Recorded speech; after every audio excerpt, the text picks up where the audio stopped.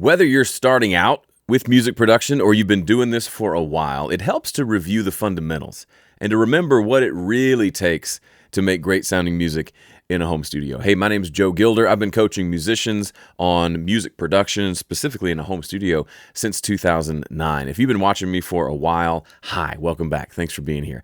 If you're new, really glad you're here. My goal here is to help you get over that hump and get to where the music you're making sounds incredible, sounds impressive. It's stuff that you're proud to share with the world. And today marks a pretty important day for me in this channel. And then we're going to dive into all the fun stuff for today. I am making a transition, and I'd love to get your feedback on this. I want to go deeper with you. I'm not as interested in giving you specific tutorials and showing you like which knobs to turn and which buttons to press, even though there's a place for that and that can be helpful.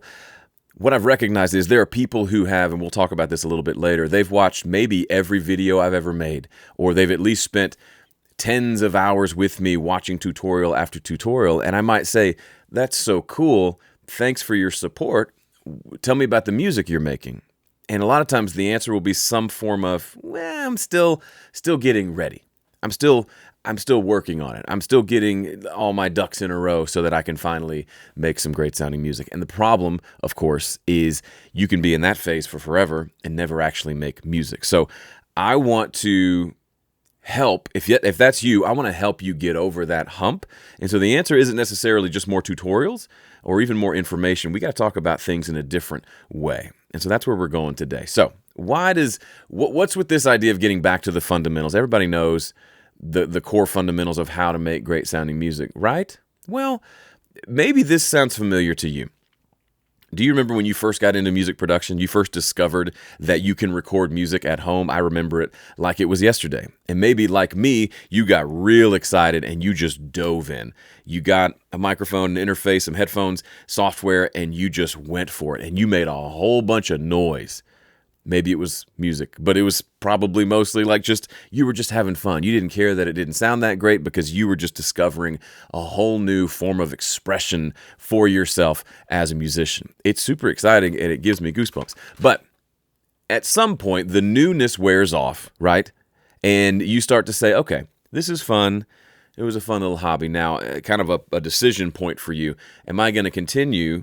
And if so, I've got to figure out how to make this sound better. There's got to be an end result where you envision yourself releasing a single, an EP, an album, multiple albums, maybe a whole body of work, and you realize, well, what I'm doing right now isn't that. So how do I go from what I'm doing right now to something that sounds great, to something that sounds impressive, professional, something I would be proud to share with the world? And so, understandably so, you seek out information. So you start to look to places like YouTube right here. Maybe you've watched a lot of my videos and you're looking for whatever information you're missing so that you can take steps forward to start making great sounding music. Here's the problem. A lot of people get to that phase. They're excited. They're prolific. Then they start to try to learn how to do it right, and they kind of disappear forever. That happened to me when I went to college to study music production because I was all in. I stopped making music altogether so that I could just learn the right way. Not great. Not great at all. Why? Because yes, there's a level of knowledge you have to have. We have to learn how to use, I use PreSonus Studio One as my software. I got to learn how to use that. The problem, most people overestimate how much they need to learn and underestimate how good a result they can get with limited information. They overestimate how much they need to know, and they underestimate how good they can be with just a little bit of information. For example, I live in the Nashville area. I went to school here, went off to work at Sweetwater up in Indiana for a few years after college, moved back here, and started to meet other friends with studios, like working tens of thousands or $1 million studios. And the very first thing I noticed, I had a bachelor's degree in audio production. I knew Pro Tools inside and out, for example. That was the DAW I used at the time. And I noticed that these professional engineers who were working on like major label releases, doing sessions, doing the Nashville thing, they didn't know a whole lot about, like, say, how to use Pro Tools. Like, they knew enough to run a session, but they would regularly, if they wanted to do something a little more advanced, like they would call me, hey man, how do you do this thing in Pro Tools? Or they would get stuck and they'd go search it up and they'd say, hey, I came across one of your tutorials the other day because I was trying to figure out how to do X, Y, and Z.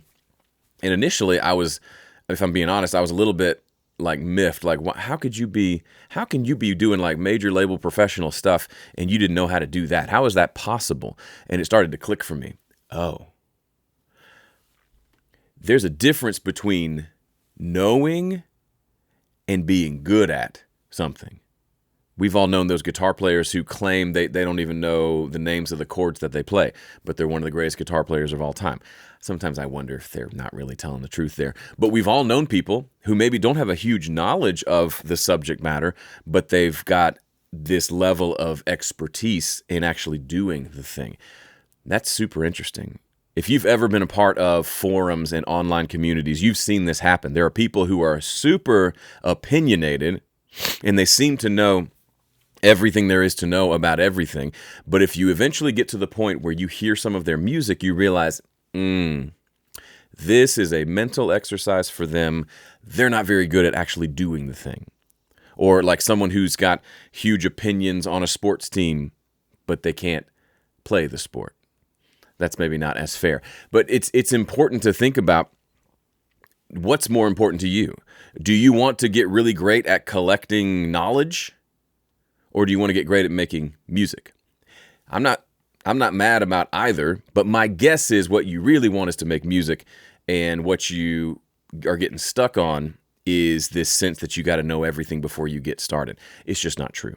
So today I want to walk through 3 big principles that you need to really internalize and embrace if you want to start making great sounding music, if you want to be a prolific creator of beautiful, potentially world-changing music. You got to get these 3 things down in your brain. So if you're a note taker, take some notes with me, write these down, and spend some time thinking about them, because it'll take a minute for it to kind of sink in. But trust me, if you stick with the process, you'll come out the other side more excited than you've ever been and making more music than you ever thought possible. So the first thing we got to do is we got to ask better questions. I mentioned that I worked in sales at Sweetwater, and it was a great job, great company. I enjoyed it a lot. And what that meant was I sat in sort of a cubicle with a headset talking on the phone to people all day, either calling existing customers or taking inbound calls from new customers. And so one day the phone rang, I picked it up, and there was somebody on the other end who wanted to buy a Neumann U87 microphone. I forget how much the U87 is. It's somewhere between $2,000 and $5,000. It's an iconic microphone. It's a beautiful microphone. I've sung vocals into it before. My voice sounds real good on a U87. Love the mic. So as a salesman, as a commission salesman, he says, I want a U87. I'm thinking, cha-ching, sick. That's a great commission. I'll make a few $100 off of that, I think. And at the same time, I didn't know this person. So one of the good things Sweetwater did is they trained us to not just be clerks who just take orders, but to really help and engage with the customer. So I asked him a few questions. I said, that's awesome. I love that microphone. Tell me what you're working on and what else are you plugging it into and what are you trying to do? And some people might be annoyed by a question like that. But this person said, oh yeah, I'm just getting into music production. I heard that's the best mic. I want the best, so I'm ordering the best mic. And I said, cool. Tell me about the rest of the gear that you're going to plug this into. Let's make sure it all works okay. And he said, yep, I got headphones and a laptop. And I said, okay, what do you want to plug the mic into? And he goes, well, I just need you to sell me a cable that goes from like the XLR out of the back of the microphone into the 1/8" jack on the side of my laptop. And immediately we slam on the brakes and we talk about how, hey, first of all, that won't work. Second of all, you need an audio interface.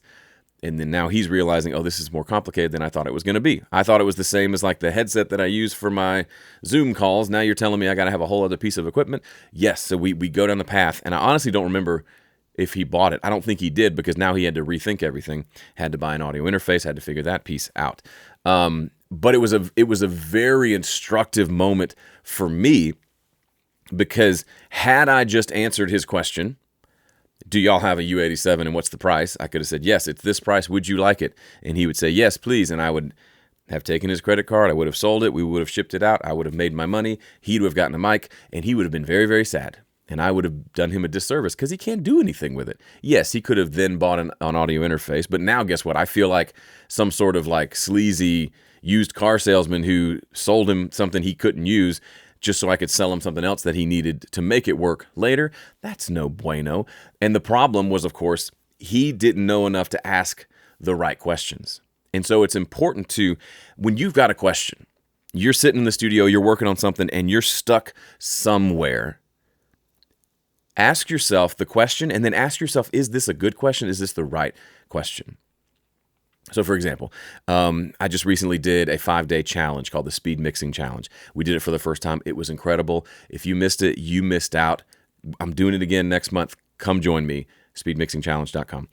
And one of the attendees, I gave him a piece of homework on the first day, and one attendee got stuck on a specific thing that he couldn't replicate in his software, something that I did that he wanted to do. It was ancillary. It was optional. It wasn't integral to anything related to mixing.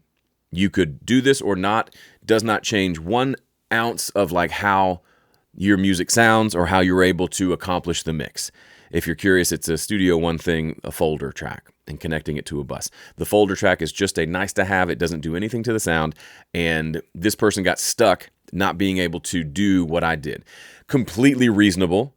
He couldn't figure it out. That's normal. That's totally okay. The problem was, I believe this person said they spent like several hours online searching, trying to figure out how to make this little folder track work. There's nothing wrong with that. But I would say if this person had installed what I'm telling you right now, would have saved himself probably multiple hours and a lot of frustration. So what am I saying? He could have said, okay, I'm stuck. I can't get this folder thing to work. And the question is, how do I make it work? The question you could ask before answering that question is this integral to what I'm trying to do? Do I have to have this piece of the puzzle in place to move forward? If so, then yes, let's figure it out. For example, I want to record vocals and my microphone isn't making a sound. That's a big deal. I can't just ignore that and move on and just sing all day because I literally can't record the vocal, right? But in this instance, and in most instances I have found, the question he's asking, the thing he's trying to solve, wasn't really a problem and certainly didn't deserve hours of attention just to figure out how to do this little ancillary thing. So the question was, is this integral? Is this crucial? Is this a must-have thing? And the answer was no. And he could have said, cool, I'll ask Joe about it later. I'll figure it out later. I'm just going to keep moving forward. And what would have happened is he would have made some music instead of spending an hour frustrated or multiple hours frustrated with his software. Does that make sense? I did a workshop in person, a mixing workshop, hosted it at my house. This is wild. Years ago. Had like 3 or 4 people show up, and there was we had a part of the day was bring one of your songs. We'll listen to it here in my system, and I'll offer feedback, and we can talk through it. Kind of a coaching mastermind sort of thing. And so one guy brings a song, and he's pulling it up on the computer, and he's telling us, okay, brace yourselves, fellas. There's all guys in the room. This song has so much sibilance. The vocal, this S's and T's, there's so much sibilance. It's unreal. It's unruly. I've tried everything. I cannot get rid of this sibilance. So we're going to listen, and good luck, Joe, giving me some advice because I don't think this is fixable. And he builds it up, and finally he hits play. We listen to the song, start to finish. And when it's done, we all kind of look at each other, and I say, I didn't hear any sibilance problem at all. It was normal. In case you're wondering, when you compress a vocal, the S's can get a lot louder and they can sound excessive. So everything about the vocal sounds great except for those S's. That's why there's a tool called a de-esser that helps tame those S's that have become too prominent. So you have to kind of combine both to fix the problem. But it's only a problem if it's a problem. So in this instance, he was making himself hear a problem that wasn't there. The rest of us in the room said, yeah, there were other things I didn't like about that mix, but sibilance wasn't one of them. And this person had spent seemingly hours trying to solve this sibilance problem.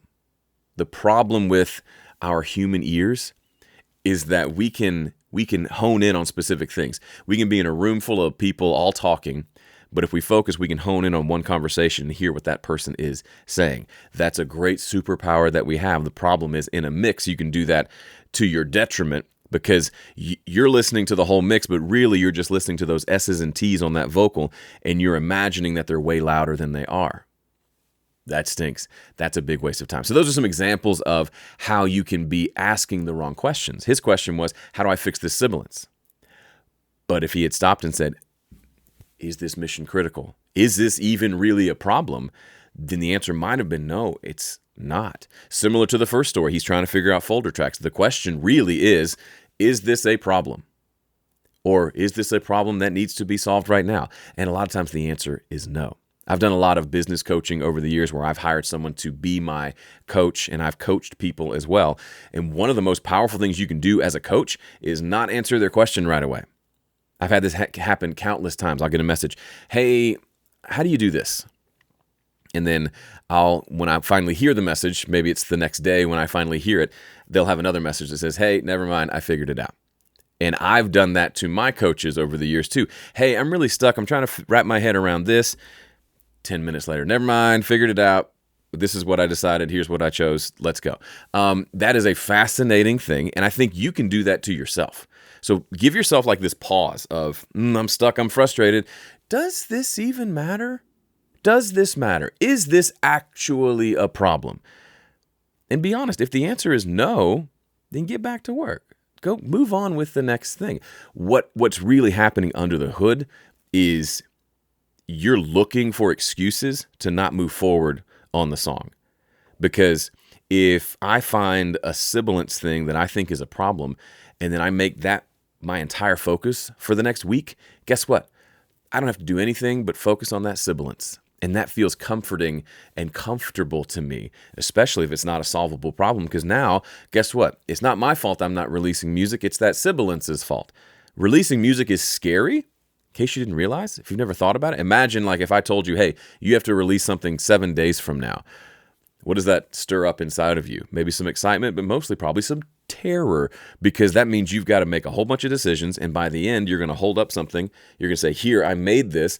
And then people can say, that sucks, or that's great, or they can ignore it altogether.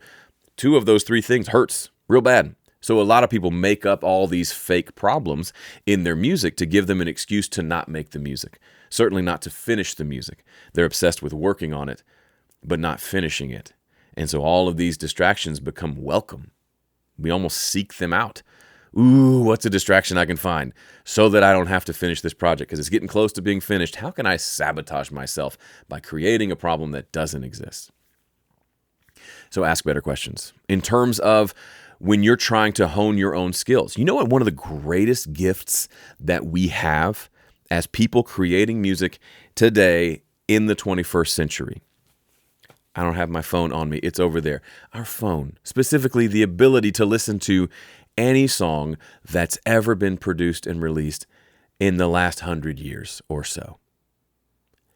I mean, that's incredible. Even if you just go back 20, 30 years, you couldn't listen to any song. You'd have to go buy it and have it in your library, go locate the physical media, put the song on, listen to it. I can literally, within seconds, go from mixing my song to listening to the best work from the best engineers, producers, artists on the planet with just a few touches of my keyboard and clicks of my mouse. I know I'm saying something very obvious, but I want to remind you that the best work in the world isn't hidden. If you want to be a great sculptor, it's a big journey for me to go from Franklin, Tennessee to wherever Michelangelo's David is. That's very far away to go stand there and look at it and then come back home. Granted, I could use the internet, but for you and me, the best work out there, stuff that has won awards, Grammy award-winning music, is just sitting on my computer waiting for me to listen to it. Which means you may think like, oh, these professional engineers use all these secrets and they're so closed-mouthed about their secrets that they use, but not really, because they have to put the music out into the world. and we get to listen to it. So they can't keep it a secret, really, because at the end of the day, the song comes out of my speakers and I hear everything. I can hear how the balance is. What are the levels? What tones are there on the drums, on the bass, on the vocal, on the guitars, on the keys? What kind of tracks did they include? What did they not include? How long does the drum beat play? Does it play for the whole song or does it cut out? Is it a full kit? Is it electronic kit? And then all of these other 1,000 other questions we can ask ourselves. And the problem is, for a lot of people, they will ask questions like, I wonder what mic they used on that. Or, what's the best plugin for vocals? The answer, by the way, is Gildervox, my new plugin. Go to gildervox.com. Gilder, GILDERVOX.com. If you haven't seen it, it's actually really cool. But that's not the point. People, when people interview me for podcasts or on their channel, it's fun. I enjoy it. I'm flattered every time. But I always get a little bit, and if you've interviewed me, I'm not calling you out necessarily, but I get bored when the conversation goes to, what's your favorite microphone for vocals? What are your favorite speakers? What are your favorite plugins? Like, I'm sure if it's a video podcast, you see my face go from like engaged to kind of like, okay, all right, here's my answer to that. Not because it's a bad question per se. It's a fine question. To me, it's a boring question. I don't really care about the microphone. I understand why people care. To me, it's like 5% interesting. What's more interesting to me, and what is a better question, and that's the theme of what we're talking about right now, is asking better questions, would be something like, hey, how do you think they produced that song? Or how did they write that song? What are the components of that song? What's the structure? What's the rhyme scheme of the chorus, of the verses and the chorus? How is that different? How does it go from verse 1 to verse 2? What do they do different lyrically? What are the chords? Is it a standard like 4-chord progression? Is there any modulation? Do they have any cool like borrowed chords from other keys? What's the melody doing? Is it staying kind of around one spot, or does it move around a lot? Does it jump up a little bit higher at the chorus and then go back down for the verses? How is verse 2 different from verse 1? How's chorus 2 different from chorus 1? Is it different at all? Like, these are questions that you can ask and listen to the same song, ask a question, listen to the song for that answer, and then ask a different question, listen to the song again, and it's like you're hearing a whole new song because there is such depth to everything. So you have such an educational tool available to you, basically for free. You can listen to anything and everything and take all kinds of mental notes and study what the best in the world are doing, and then go try to emulate that on your music. Easier said than done, for sure. But instead of thinking, I wonder what plugin they use to mix that vocal, think, I wonder how that mix engineer thinks about vocals so that he gets that tone. Because that's the real secret. Suddenly the tools fade away. I have a suspicion. You talk to professionals, yes, they'll talk about their tools. Yes, they're excited about them. But really what they're excited about is the way they're using those tools to achieve the sound that's in their head. And the sound that's in their head is where all the money's being made, if that makes sense. So, first big principle is just ask better questions. Don't let your first question be the only question. Stop and say, is there a better question I could ask that'll get me better results? Oof, I love that so much. Somebody just got something powerful out of that. Go run with it now. All right, the second thing I want to talk about, similar to the first, it kind of goes in a little bit different direction. Take the simplest, straightest, shortest path to the destination that you want to go. A couple of years ago, I think it was sort of during COVID, everybody had their kind of COVID thing that they got into. For me, it was steak. I had always loved steak. I was never very good at it. I didn't know how to make steak. I would just put it on the grill and then take it off pretty much when it was well done. I did not know there was anything else. That's kind of how I grew up. Well done steaks was just a thing. We enjoy chewing things in this house. We like to have a jaw workout when the steak is done. But I started, for whatever reason, seeing videos of Gordon Ramsay and all these other Guga and all these other YouTubers showing steak. And I got kind of interested because, with the exception of one place, every place I've gone and ordered steak, from your typical chain restaurant that does steak okay to pretty high-end steak joints, I find I sit down, I eat the steak, and I'm underwhelmed. Usually, it's just not seasoned very well. It's just kind of, here's meat. Sorry about not having any salt or anything else on it. Like, it's just meat. And I get it. Their whole thing, I went to this one steakhouse. They were like, we intentionally under-season our steak because it's such high-quality steak that it doesn't. And I'm thinking, oh, it would be so much better if you would season this. And I was disappointed. And we had a gift card to that restaurant, and it was a couple $100. And I left a little hungry and very sad. Anyway, point being, I decided to figure it out. I'm going to learn how to make steak. And do you know the way to make a good steak? It's fairly simple. For me, my favorite steaks that I've made have been salt, cook it right? Whether it's reverse sear, where you bring it up to temp and then you sear it, or you just cook it on a hot surface, but you don't overcook it. You let it get to that nice medium rare. You take it off before you need to because it's going to keep cooking a little bit when you take it off. You let it rest, then you slice into it, and it's delightful and it's wonderful. Anyway, I'm very hungry right now, but the thing about steak, imagine if I wanted to get into steak for the first time. And the very first thing I did was say, I'm going to buy one of those $200 Japanese A5 Wagyu steaks. I'm going to cook that. That doesn't make any sense. You could do it. You might cook it well. I, for one, don't really love the Wagyu stuff. It's like melts in your mouth, but not in a cool way, for me, at least. But instead, what makes a whole lot more sense is just get a New York strip from your grocery store or a ribeye and learn how to make it great. Get a thick cut one. Don't get the thin ones because they cook too quick. Get a thicker cut one. Learn to cook it, and then do it again, and then do it again. Put in the reps and learn how to cook it, and just go as simple as possible. Because reality is, if all you have is a steak and some salt and a heat source, if it's a good steak and you don't make it taste good by the end, then no amount of magical tools is going to help you. Learn how to do it the simplest way, and then you can go more advanced and try other things. But that's the core essence of what makes a good steak.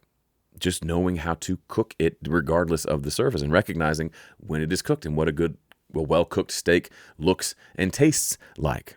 For me, let's get back to music because now I'm way too hungry to keep talking about food. For years and years. So let me let you in on a little bit of secret. I run a YouTube channel that has over 250,000 subscribers. That means I could email any plugin company and say, hey, give me all your plugins, please. And they would say, oh, absolutely, I will. Because if I use them on a video, that's good for them. It's good. It doesn't cost them anything, really. Could have it like literally no problem. I know the CEO of Slate. He would give me all their plugins just like that. He may have already done it. I can't remember. But I personally almost exclusively just use the stock plugins that come with Studio One. And for a long time, Studio One has a basic EQ, a basic compressor, and then it has the fat channel, which has like analog modeled stuff like an LA2A, 1176, that kind of stuff. For a very long time, I just used the regular EQ and the regular compressor. Why? Because it was the simplest path to where I wanted to get. The simplest, straightest, shortest path was use these simple tools and make it sound great. So now since then I realized I started using some of the analog plugins in Studio One. I'm still technically using mostly stock plugins, but they do have a different sound to them. And like I said earlier, I released my own vocal plugin because I realized I like to put these 7 plugins on my vocal chain. Wouldn't it be cool if there was just one plugin that had just that core functionality with like 6 or 7 knobs instead of 6 plugins with 8 knobs? Then I could simplify it just to get that sound that I know I like all the time. That's what Gilder Vox is. But realistically, here's the real talk. If you find yourself in a situation where you're recording and mixing and releasing music or trying to release music, and you can't get a great sounding raw recording, and then you can't take that great sounding raw recording and get a great sounding mix using simple tools like the tools that came with your software, the tools are not the problem. Now, go watch another channel if that offends you. Stick around if you want to get better. Because yes, tools are useful. Yes, tools are powerful. Yes, tools can make the job easier. But that really only applies if you've already learned the fundamentals of how to do this thing well. I could go get all these fancy steak making tools, but if I don't even know what a good sounding steak looks and tastes like, I won't know if I got there. I won't be able to use the tools effectively because I haven't done the work of figuring out how to put a pan on the stove, turn off the smoke detector, and just figure it out, right? It doesn't matter if I use avocado oil or just olive oil. One smokes sooner than the other. But doesn't matter if I'm not able to recognize when that steak needs to be turned over, when it needs to be taken off the heat, when it's ready to go. You know what I mean? That's what I'm talking about here. So I'm not saying this to say, I figured it out and you haven't, loser. No, I'm saying I was once where you are. I was frustrated with the music that I was making. I was good as a musician, but the stuff I was making was not very good. And if the performance was good, I wasn't doing a great job with the recording or the production, and I certainly wasn't doing a great job with the mixing, so that what came out was just mediocre at best. I decided I'm going to figure this out, and I'm going to hold off on all the plugins because I mentioned earlier I worked at Sweetwater. At the time, all the plugin companies gave you all their plugins. I had every Waves plugin they made, and that was back when they sold bundles for like thousands of dollars for the bundle. Maybe they still do, I don't know. Had them all, had access to them all. When I opened up my EQ, the EQ menu, filled up the screen with EQ plugins. But I decided I'm not very good at this. I'm going to get better at this. And the best way is just to use a simple tool over and over and over again until I get good. And that set me on a path that led me to not using fancy plugins for years. To this day, I really only use the stock plugins, Gilder Vox on my vocals and like lead guitar and a few other things, background vocals. And then I use the FabFilter Pro L2 limiter because I think it's a better limiter than the stock one in Studio One for mastering.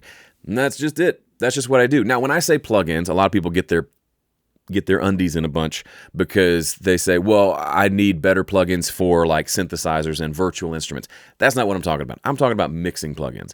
To me, mixing plugins are kind of boring. Just like someone asking me, what's your favorite studio monitor or microphone? I'd much rather talk about, how do you think about mixing? How do you identify problems in the mix? What are you listening for? How do you know when you've gotten there? To me, if I did an interview show where I was interviewing famous mix engineers, those are the questions I would ask. I probably wouldn't even mention specific plugins. They probably would because they love it. But I would say, I'm more interested in what's going on in here when you're listening that forces your hand to go click that thing and make that decision. That's gold. That's what I'm more interested in. So the good news, I already told you, if you can't get a great sounding raw recording and a great sounding mix using simple tools, then the problem isn't the tools, the problem is you. But that is good news. That's good news because it means you can fix you. And it doesn't require you to go spend a whole bunch of money on a bunch of plugins. I had a client once who told me he'd spent $20,000 on plugins searching for that elusive, great sounding mix that he did not find until he started working with me. And I showed him how to mix instead of how to buy more plugins. So if that's you, just realize that you can figure this out. You can achieve great sounding music. And the answer is probably to simplify what you're doing. Not probably. The answer is to simplify what you're doing. All right, so the third thing I want to talk about. I say third, and then my hand doesn't. It goes. The third thing I want to talk about is when you're thinking about music, and honestly kind of life in general, just focus on this one word, balance. Years ago, back in the 60s, audio engineers went by the name balance engineers. So they would wear like white lab coats, and their job was to balance the sounds that were coming out of the studio through the microphones, through the console, which was pretty rudimentary, and then from the console onto probably like a 2-track tape machine. So what does that mean? That means Frank Sinatra's over there at a microphone, big old orchestra's over here playing. They're playing and singing at the same time. It's all coming into the control room. First of all, I got to make sure I'm hearing everything. I got to balance everything. And then I got to get it over here, record it to tape, because by the end of the song, we're done. Like, we've done the recording, editing, mixing, and maybe even mastering in one fell swoop. Imagine working like that. It'd be a lot of pressure, but also it kind of sounds fun. Like, it was mixed on the way in to a 2-track stereo tape machine, so you can't go back and turn Frank's vocal up. You had to get it right on the way in. That's balance. They were called balance engineers. I wish we'd bring that term back because balance is all we do. That's all we do. If you have a song that you love, it's balanced. That's it. You love it because it has balance. Now, balance, I don't mean everything is perfectly even. I don't mean there's not dissonance, there's not tension and relief, but on the whole, it is balanced. And there are only 3 types of balance. There's only 3. Level balance. How are things level? Is something louder than another thing? Is it louder than another thing in a certain section but not elsewhere? We have tools to fix that. Level balance. Second thing, stereo balance. Is everything up the middle? That's okay. That can work. Is there a lot of stuff in the middle and then like a guitar on the left or the right and then nothing on the left? Well, that's going to sound lopsided. That's going to make you go like this. Is there lots of low-end stuff on the right and nothing and lots of bright stuff on the left? That's going to feel weird. Is there a cool rhythm part over here but nothing to balance it on the left? Yeah, let stereo balance. How do we achieve that? So level balance, stereo balance, and the third, the one we spend probably the most time on, is frequency balance. What's going on in the lows and the mids and the highs? Is any one of them got too much? Probably so. Probably a couple of them. The lows, the mids, the low mids, they can all be real jerks. And your job is to go from here's my raw recording to here is a beautifully balanced mix that I can play on any system and it sounds delightful. But while there are a lot of steps involved to go from here to there, all you're doing the entire way is achieving balance. When I write a song, I want the song to have a certain balance to it. When I record, I want the raw tracks to have a certain balance, level stereo frequency. When I produce, I'm thinking in terms of balance, level stereo frequency. When I mix, of course, I'm thinking in terms of these things. Mastering, the same. But it's the same things I'm listening to throughout. The only problems in a mix are balance problems, and my job as a mix engineer is to fix those problems. That's it. That may sound overly simplistic, but if you kind of take a step back and work from that vantage point, you're going to see your music start to improve because you're not focusing on 1,000 things that don't matter. You're not asking the wrong questions, but you're focusing on what does matter, which is balance. By the way, does any of this resonate with you? If so, you got to join me for the next speed mixing challenge. It's a 5-day challenge where we meet for an hour or 2 every day from Monday to Friday. And the goal is for me to help you cut your mixing time in half. As I'm shooting this video, I just finished up the very first of these challenges I've ever done. It was incredible. It was, I don't say this lightly, life-changing for myself and for the attendees. There were so many people who said, this has changed everything for me. There was one guy who by the last day, before the call we had that day, he spent a couple hours and mixed 3 different songs in just a couple hours before the meeting happened. These are people who were saying, it takes me 20 or more hours to mix. And by the end, they're finally able to see, oh, shoot, I could mix things quickly and make them sound great. I finally have a way forward. Come join the Speed Mixing Challenge. My recommendation, there's 2 options. Buy the Premier Pass ticket. That gets you access to a full hour of Q&A with me just for those ticket holders before the main session. And you get the recordings from the entire week to watch in case you can't make one. It is a way to get direct coaching from me. It is a life-changing experience. I cannot emphasize how powerful this is. Come check it out at speedmixingchallenge.com. There should be a link down below as well. All right, thanks for hanging out with me today. Let me know what you think about this longer form content. I'm also considering putting this back on the Home Studio Corner podcast, which I haven't done in a long time. But I feel like this gives us, I've done a lot of 12-minute videos, and I think they have their place. But I feel like this gives us some time to spend a chance to spend a little more time together, to dive a little deeper, to get a little more context around all the technical stuff that we do when it comes to making music. But I want to encourage you, remember what we talked about today. Let's ask better questions. Let's take the shortest, simplest path to get where we want to go. And then let's focus all of our attention on balance. That's it for this week. I'll see you next week. Thanks for watching.